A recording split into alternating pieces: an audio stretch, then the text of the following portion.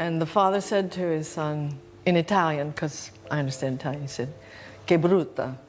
You know, why do you bring me this ugly thing? For decades, Meryl Streep was Hollywood's untouchable goddess, calm, elegant, and impossibly composed. She was the one star who never slipped, never spoke out, never showed anger. But now, at 76, that silence has finally shattered.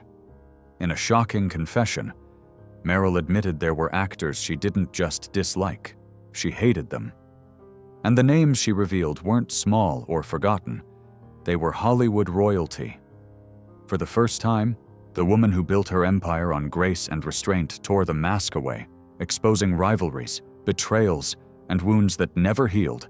This isn't the Meryl Streep you thought you knew. This is the truth behind the legend, raw, furious, and unfiltered. So, who was the first actor that turned admiration into pure contempt? The first name on Meryl's list was Jeremy Irons, the man she once admired. Until that admiration turned to ice. When they first met, Hollywood called them a dream pairing, two classically trained actors, both obsessed with detail, both masters of craft. But behind the camera, their chemistry soured fast. Irons treated acting like a game of control, polished, calculated, emotionless. Meryl, meanwhile, built her characters from the inside out, with empathy and pain. Their methods clashed like fire and marble. During one rehearsal, Irons reportedly sneered, "Do you really think people care about your accent more than her feelings?" To Meryl, that was a dagger. Her accent wasn't technique, it was biography, a tribute to the real lives she portrayed. From that moment, respect turned to disdain. Scenes that should have been tender became silent duels, charged with tension the audience could almost feel. When filming ended, so did any warmth between them, for Meryl Streep. Jeremy Irons became the first reminder that talent doesn't always mean truth, and admiration can rot into contempt. But what happens when that contempt comes from someone she once loved on screen? The next name cut even deeper, Kevin Kline, Meryl's on-screen lover in Sophie's Choice, to the world. They were breathtaking together, raw, intimate, unforgettable. But behind the curtain, it was a battlefield.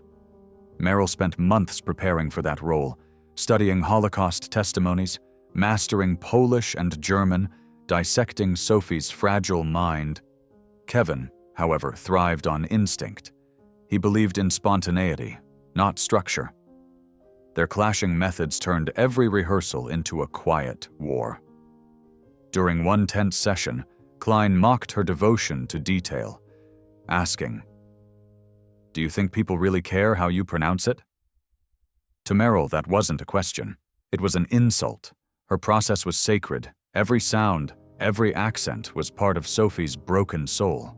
Dismissing it meant dismissing the truth she was fighting to honor. The irony was cruel. The movie became a masterpiece, but their partnership died with it. After Sophie's Choice, Meryl kept her distance, polite in public but cold as stone in private. Kevin Kline may have helped create one of her greatest performances, but he also left a scar she never forgot. And the next man on her list? He didn't just challenge her craft, he shattered her patience. And that's Alec Baldwin, the man who turned a lighthearted comedy into a silent war. On screen, its complicated looked effortless, two veterans sparring with charm and humor. But behind the scenes, Meryl was losing patience. She approached every scene like surgery, measured, prepared, precise. Baldwin, on the other hand, thrived on chaos. He improvised, rewrote lines, and threw in jokes without warning, believing spontaneity was the heart of comedy. To him, it was fun. To Meryl, it was sabotage. "Comedy needs truth," she once snapped, "not noise." Their rehearsals became battlegrounds, every take a tug-of-war for control. Crew members later admitted they'd never seen two stars smile so widely while seething underneath. When filming wrapped, Baldwin laughed it off in interviews, but Meryl never did. The tension between them was real, unspoken, and final. She would never share a set with him again. For Meryl Streep, Alec Baldwin wasn't just a frustrating co-star. He was a reminder that talent without discipline is chaos. But the next name wasn't about irritation or ego. It was about principle, and a man she refused to stand beside. Ever. That man was Jack Nicholson. The Hollywood rebel Meryl Streep never allowed near her set. For decades, studios begged to pair them, calling it a cinematic event waiting to happen. Two legends, two Oscar titans. But every time, Meryl said no. Quietly, firmly, absolutely. To her, Nicholson represented everything she despised about stardom: arrogance, indulgence, and the cult of ego. Where she saw acting as moral labor, an act of empathy and discipline, Jack treated it like a game. He bragged about never preparing for roles, once saying with that infamous grin, "Preparation? That's intellectual masturbation." For Meryl, those words were poison. Preparation was her religion. It was how she honored real people, victims, mothers, survivors, the souls behind every character. To mock that was to mock her entire craft. Insiders say she vetoed multiple projects the moment his name appeared. At award shows, they exchanged polite nods, but nothing more. A chill that even Hollywood's brightest lights couldn't melt. The world never got their dream collaboration. Not because of bad timing, but because Meryl Streep refused to compromise her principles.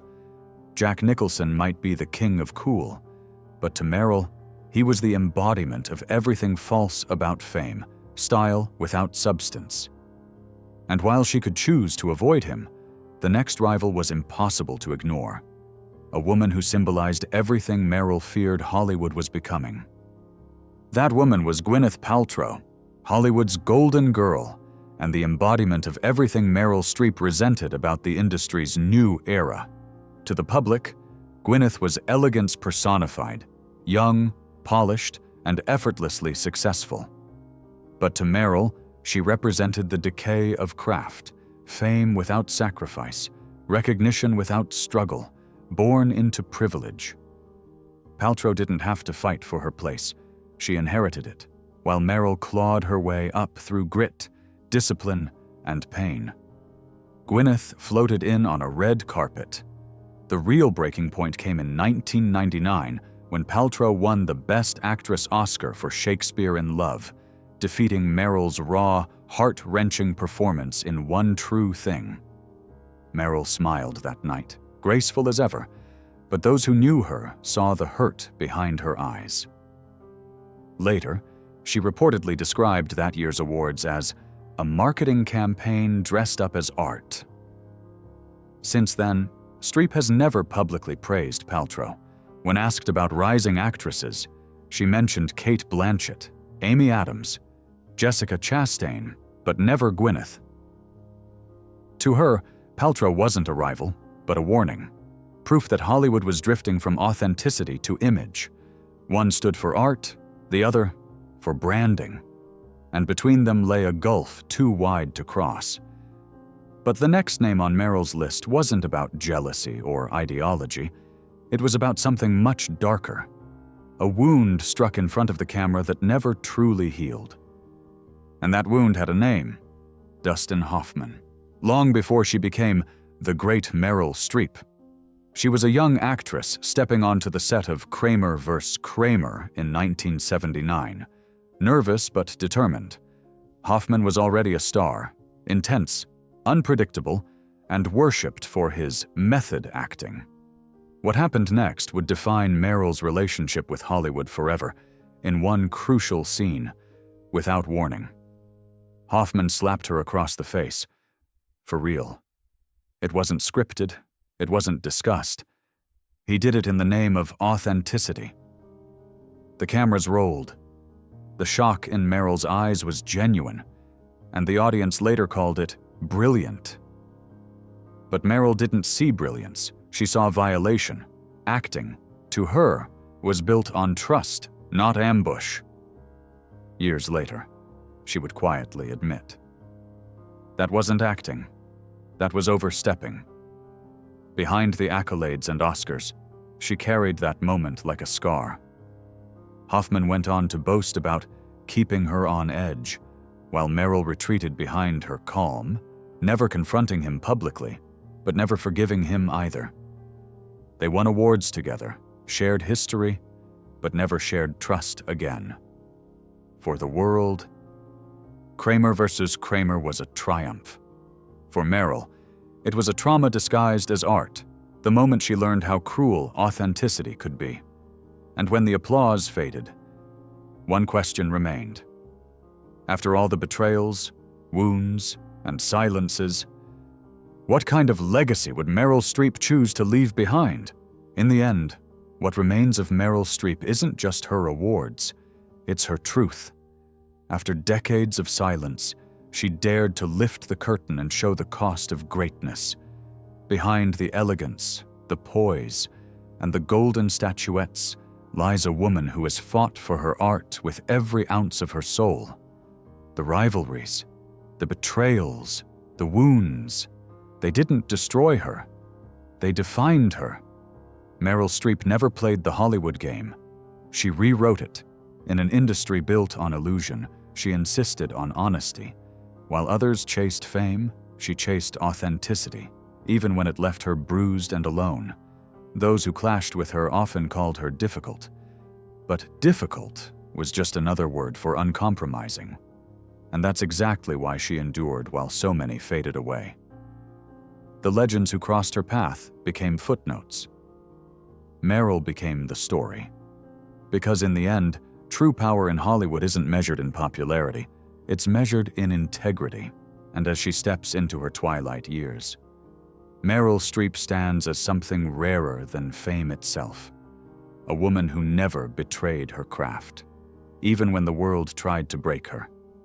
This isn't a tale of hatred. It's a testament to how truth, even when painful, can outlive every rumor and every rival. That's her legacy. That's Meryl Streep.